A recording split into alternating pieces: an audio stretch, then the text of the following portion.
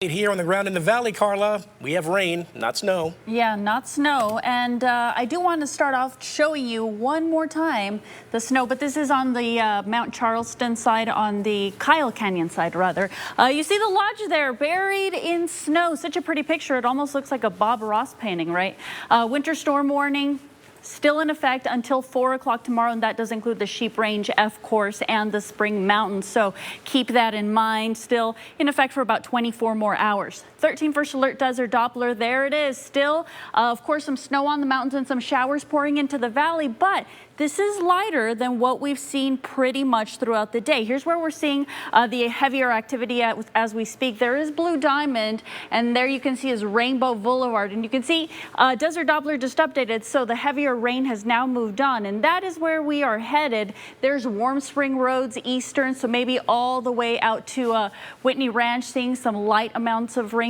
Where you see the lighter greens, that would just be sprinkles. And in Henderson, again, we are tracking some of the heavier activity, but it's moving quite rapidly. So at this point, it looks like sprinkles to light rain in Henderson. And this is the older part of Henderson, of course. So here is FUTURECAST. We're not done. There is 6:15. You can still see chances for rain, primarily in the northwest. And as we head into the 7 o'clock hour, still holding steady, maybe just for more northerly portions of the valley, or at least north of the 215. Then by 7:45, still the opportunity spilling over from Mount Charleston. However, once we get a little bit later, there's a 9 o'clock hour. It looks like everything finally starts to wind down for us.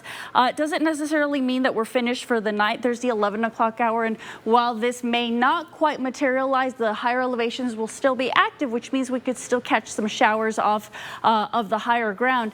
There's 1:15, but again, just when you think we're done, we cycle forward to 2:45, almost 3 a.m. Still the opportunity for some light showers at that time. And note that this is the time when the winds are really going to start to pick up. We do have that wind advisory in effect, and we are going to see some powerful winds out of the southwest, 20 to even 35 miles per hour sustained. This is very, very strong.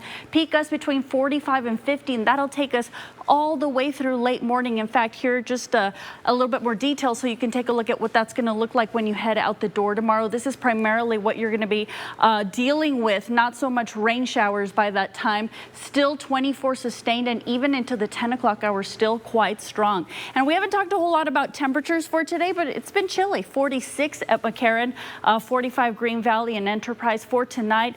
Temperatures going to stay pretty steady with all the cloud cover that is hanging out in tomorrow. Still in the low 50s.